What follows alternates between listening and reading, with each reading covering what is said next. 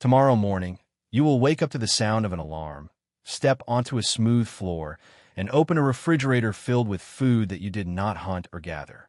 You will spend your day staring at a glowing screen, sitting in a padded chair, and interacting with people you may never see again. This feels completely normal to you. It is the baseline of modern human existence. But if we compress the entire history of our species into a single 24-hour day, you have only lived this way for the final few seconds. For the other 23 hours, 59 minutes, and 55 seconds, your ancestors lived a completely different life. They walked barefoot across open savannas, slept under the stars, and moved constantly in small family bands. Your mind, your joints, and your biological clocks were meticulously sculpted for that wild, nomadic world. Then, roughly 12,000 years ago, everything changed. We stopped moving. We built walls, cleared forests, and forced the earth to produce our food. Historians often call this the agricultural revolution, celebrating it as the single greatest leap forward in human history. But the real answer is far stranger and significantly darker. Anthropologists have a different name for this monumental shift. They call it the Neolithic trap. When you look back at the dawn of farming, it is easy to assume it was a conscious, logical choice. You imagine a brilliant ancient hunter deciding to plant a field because it seemed like an upgrade. But archaeological evidence tells a completely different story. Dr. Marshall Solins analyzed surviving hunter-gatherer societies and discovered that nomadic tribes rarely lacked food. In fact, they worked an average of just 3 to 5 hours a day to meet all their survival needs. The rest of their time was spent resting, storytelling, and playing. Why would anyone trade a 3-hour workday for 14 hours of breaking rocks, pulling weeds, and bending over a plow? The answer is that they did not choose it. They fell into a trap that snapped shut so slowly across so many generations that by the time they realized they were caught, there was no going back. The trap began with a minor climate shift. As the last ice age ended, wild grains grew in dense patches. Foraging bands discovered they could stay in one place for several months to harvest these rich areas. For the first time, temporary camps became semi-permanent villages. This stability triggered a hidden biological change. In a nomadic tribe, mothers must carry their children everywhere, which naturally spaces births about 4 years apart. But in a settled village, that physical constraint vanishes. Women could have children every 2 years. The population began to swell.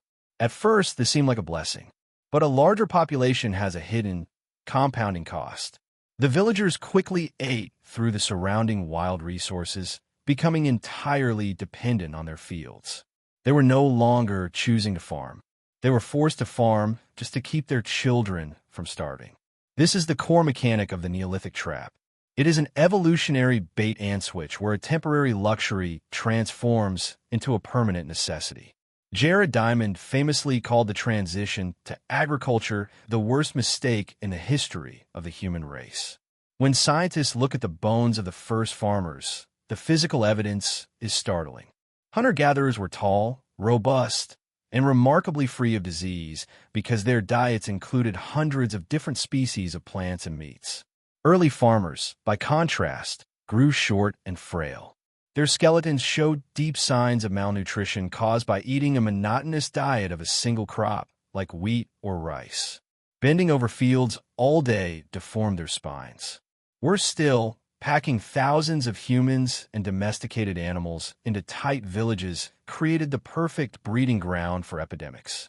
Smallpox, measles, and the flu all jumped from livestock to humans during this period. The early farmers worked harder, died younger, and suffered from worse health than their nomadic ancestors. Why did evolution allow this to happen? Evolution does not care about your happiness or your health. It only cares about one thing: reproductive success.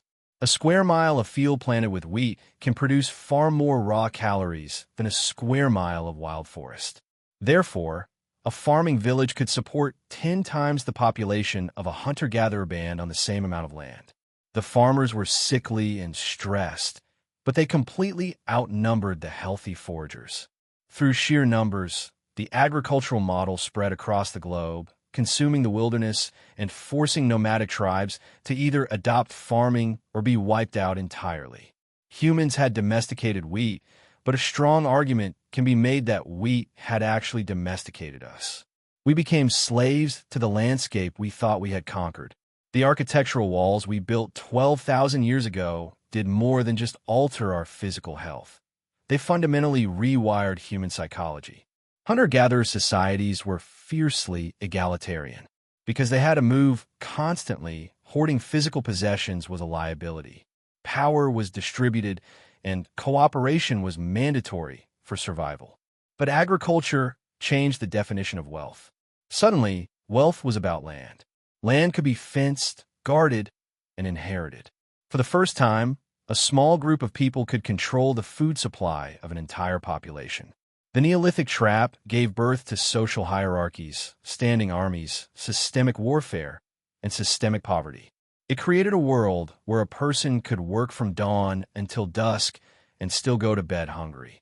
This historical pivot brings us to the modern mirror. You might look at this ancient trap and assume it is ancient history.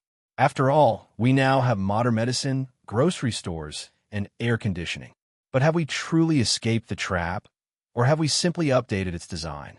Economist Dr. Oded Gaylor demonstrates that for thousands of years, every technological advancement simply led to more people living at a subsistence level, rather than making individual lives better. We are caught in the exact same loop today. Think about the modern technologies that were promised to liberate your time. The internet, smartphones, and automated tools were supposed to reduce our working hours. Instead, they simply accelerated the pace of expectations. Because you can answer an email in 3 seconds, you're now expected to be available 24 hours a day. The luxury became a baseline, the baseline became a necessity, and the necessity became a source of chronic stress. Your brain is still physically calibrated for the ancient savanna. It expects clean air, constant low-intensity movement, deep communal ties with a small group of trusted faces, and long stretches of unstructured leisure. Instead, the Neolithic trap has funneled us into high-density urban environments where we are surrounded by thousands of strangers, yet profoundly lonely. We sit motionless for hours, consuming hyper-processed, single-crop derivatives that our digestive systems struggle to recognize. We track digital metrics of wealth that exist only on servers, worrying about a future that our ancestors never had a plan for. When you feel a sudden, unexplained wave of anxiety while sitting in a traffic jam or working under fluorescent lights, that is not a malfunction of your mind. That is your Pleistocene brain screaming because it realizes it is trapped inside a concrete cage.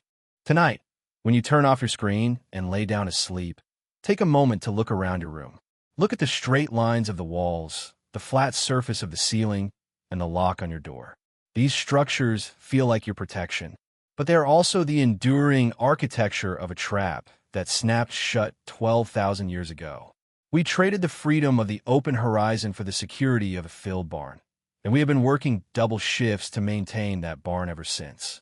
You are a nomad who has been forced to act like a settler, navigating a highly artificial world with a mind that was built for the wilderness. Tomorrow morning, you will wake up to the sound of an alarm, step onto a smooth floor, and continue running inside the very same trap.